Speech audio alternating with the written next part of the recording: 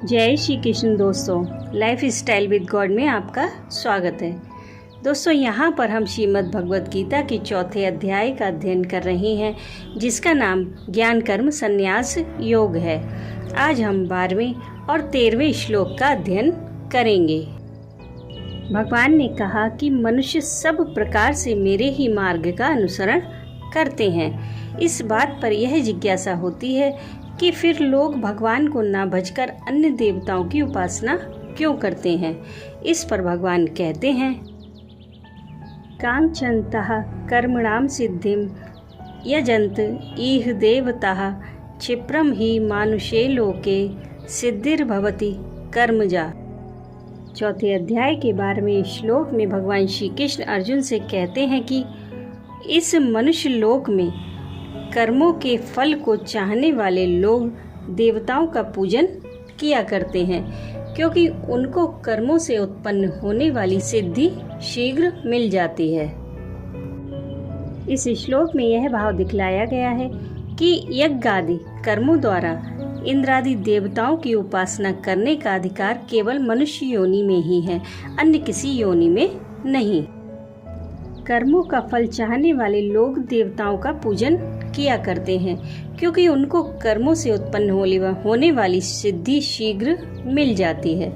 इस वाक्य से भगवान ने यह भाव दिखलाया है कि जिनकी सांसारिक भोगों में आसक्ति है, जो अपने किए हुए कर्मों का फल स्त्री, पुत्र, धन, मकान या मान बढ़ाई के रूप में प्राप्त करना चाहते हैं, उनका विवेक ज्ञान नाना प्रकार की भोग वासनाओं से ढका रहने के कारण वे मेरी उपासना ना करके कामना पूर्ति के लिए इंद्र आदि देवताओं की ही उपासना किया करते हैं, क्योंकि उन देवताओं का पूजन करने वालों को उनके कर्मों का फल तुरंत मिल जाता है।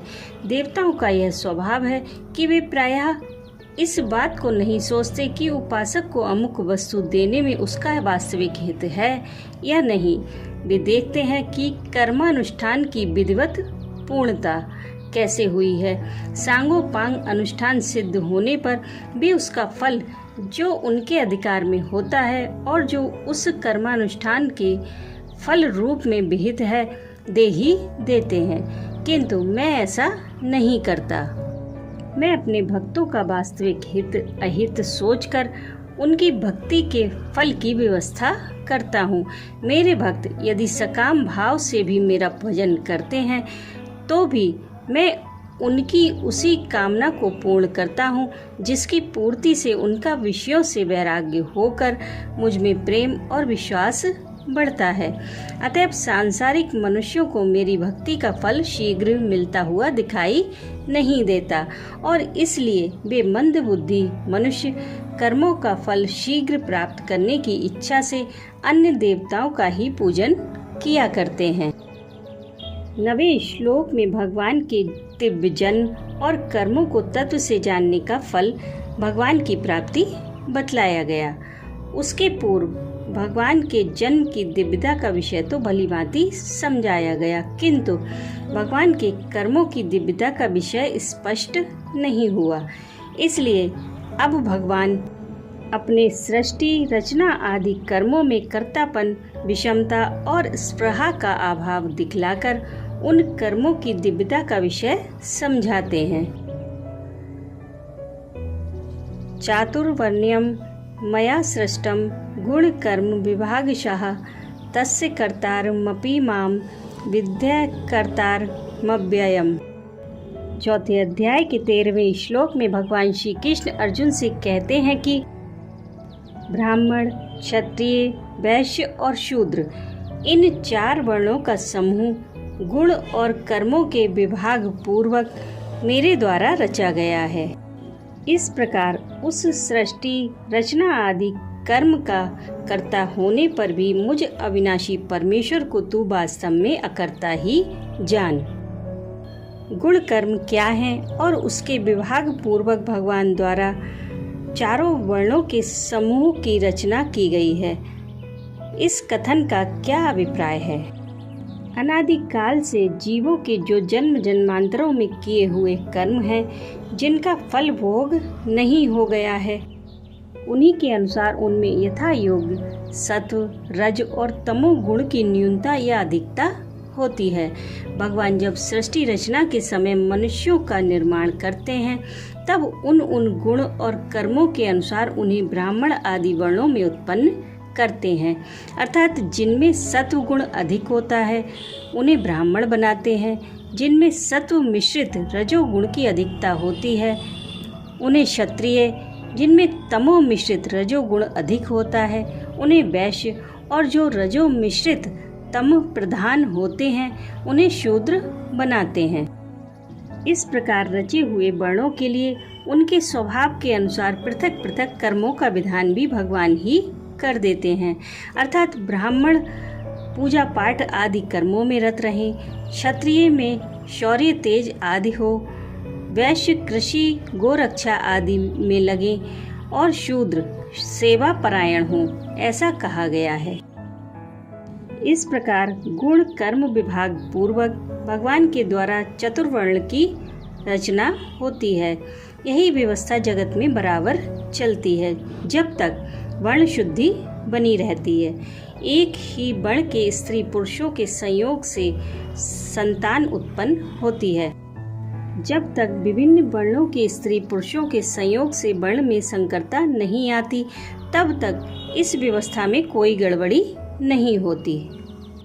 अब मन में यह प्रश्न आता है कि ब्राह्मण आदि वर्णों का विभाग जन्म से मानना चाहिए या फिर कर्म से। यद्यपि जन्म और कर्म दोनों ही वर्ण के अंग होने के कारण वर्ण की पूर्णता तो दोनों से ही होती है, परंतु प्रधानता जन्म की ही है।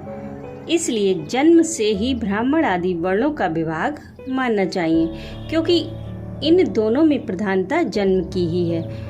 यदि माता पिता एक वर्ण के हों और किसी प्रकार से भी जन्म में संकरता ना आवे तो सहज ही कर्म में भी प्रायः संकरता नहीं आती, परंतु संग दोष, आहार दोष और दूषित शिक्षा दीक्षा आदि के कारणों से कर्म में कहीं कुछ व्यतिक्रम भी हो जाए तो जन्म से वर्ण मानने पर वर्ण रक्षा हो सकती है। फिर भी कर्म शुद्धि की कम आवश्यकता नहीं है।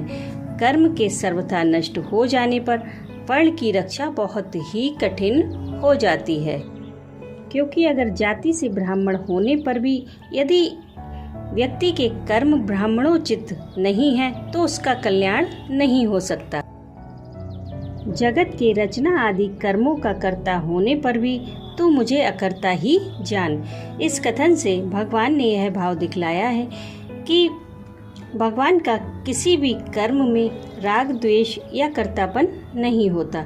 वे सदा ही उन कर्मों से सर्वथा अतीत हैं। उनके सकाश से उनकी प्रकृति ही समस्त कर्म करती है। इस कारण लोक व्यवहार में भगवान उन कर्मों के कर्ता माने जाते हैं। वास्तव में भगवान सर्वथा उदासीन है, कर्मों से उनका कुछ भी संबंध नहीं है।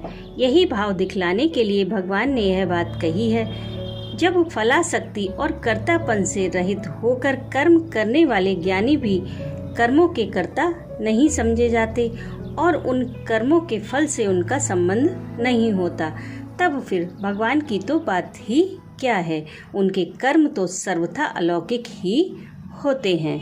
राधे राधे।